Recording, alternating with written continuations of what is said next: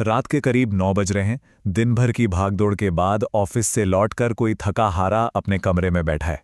दिमाग थोड़ा शांत करने के लिए बस यूं ही अपना फोन खोलता है और एक पुराने मैसेजिंग ग्रुप पर नजर डालता है, जो महीनों से एकदम सन्नाटे में है।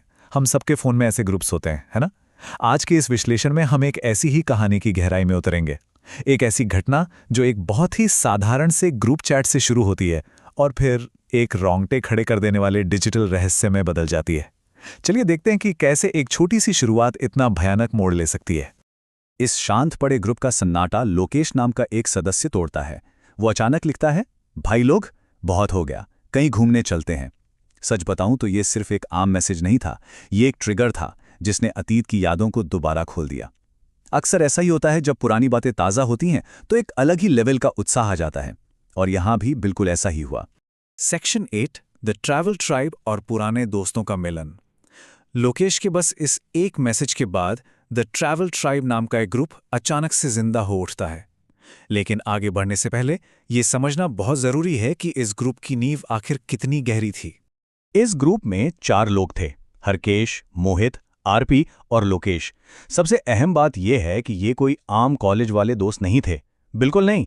ये वो पक्के दोस्त थे जो परीक्षा की तैयारी के उन मुश्किल और तनाव भरे दिनों में एक दूसरे का सहारा बने थे। मतलब देर रात तक लाइब्रेरी में साथ पढ़ना, नींद भगाने के लिए चाय की टपली पर वो छोटे छोटे ब्रेक लेना, टेस्ट का भारी टेंशन और साथ मिलकर देखे गए सुनहरे सपने, इन सब ने उनके बीच एक ऐसा अटूट रिश्ता बना दिया था जो बहुत खास था।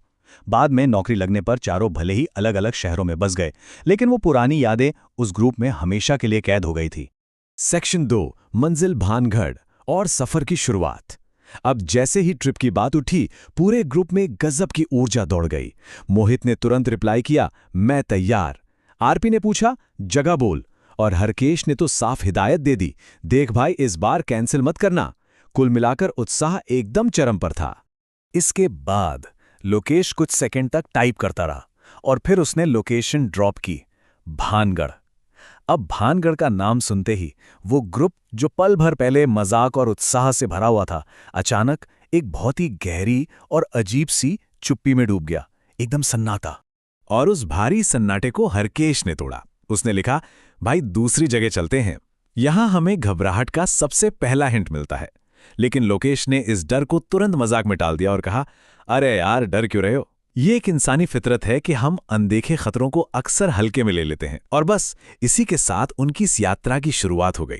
चलिए अब इस टाइमलाइन से उनके सफर को समझते हैं। ये क्रम काफी महत्वपूर्ण है। 0 दिन यानी डे 0 पर इस